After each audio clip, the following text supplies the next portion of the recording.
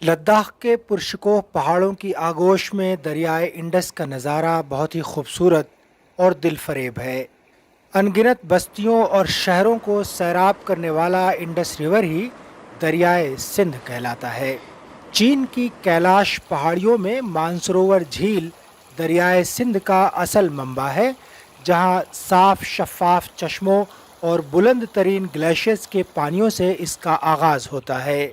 پاکستان کا طویل ترین دریائے سندھ خطے لداخ کی انہی حسین وادیوں سے بڑی شان و شوکت کے ساتھ بہتا ہوا گزرتا ہے اور ہزاروں میل کی مسافت کے بعد کراچی پہنچ کر بحیر عرب میں ضم ہوتا ہے۔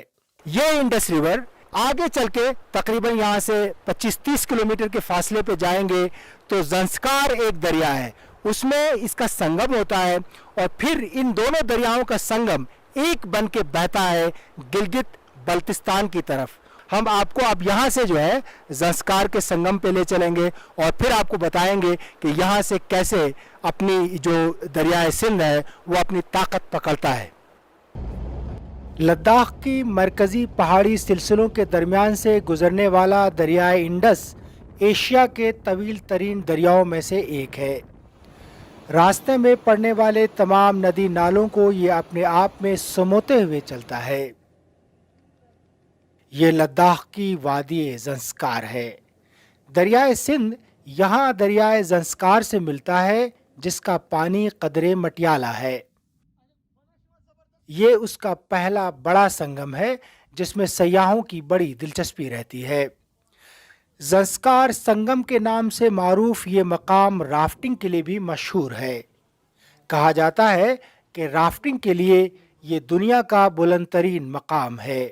جہاں ہم کھڑے ہیں یہ علاقہ زنسکار ہے، یعنی لداخ کا ایک اور ویلی ہے، اور یہاں سے دو دریاؤں کا سنگم اور زیادہ طاقتور ہو کر کے پھر یہ بہتا ہے۔ آپ میرے پیچھے جو پہاڑی ہیں وہ دیکھ رہے ہیں، یہ بٹالک سیکٹر ہے اور بٹالک سیکٹر کے بالکل بغل میں پاکستان ہے۔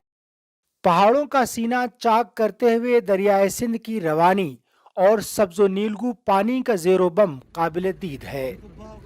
دریائے سندھ میں ہر برس دریائے نیل سے دوگنا پانی بہتا ہے۔ بٹالک سیکٹر کے عالیشان پہاڑوں کے درمیان بھی اس کی شاندار روانی دیکھنے کے لائق ہے۔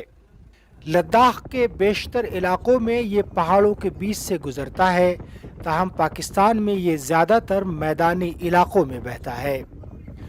جنوبی ایشیا کی قدیم ثقافتوں میں دریائے سندھ کا ذکر بڑی آن بان کے ساتھ ہوا ہے۔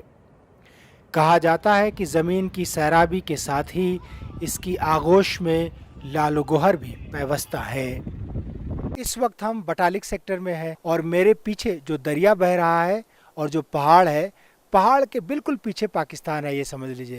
ہم نے دریائے سندھ کی کہانی آپ کو بتائی کہ لداخ میں اس کی کیسے اوریجن ہوتی، کہاں سے اس کا آغاز ہوتا ہے، پھر یہ کیسے مختلف دریاؤں سے ملتا ہوا اور پہاڑوں کے چشموں سے جو پانی آتا ہے اس سے ملتا ہوا کیسے یہ یہاں بٹالک سیکٹر تک پہنچتا ہے اور آگے جا کر کے پاکستان میں داخل ہوتا ہے اور پھر دریائے سندھ کہلاتا ہے۔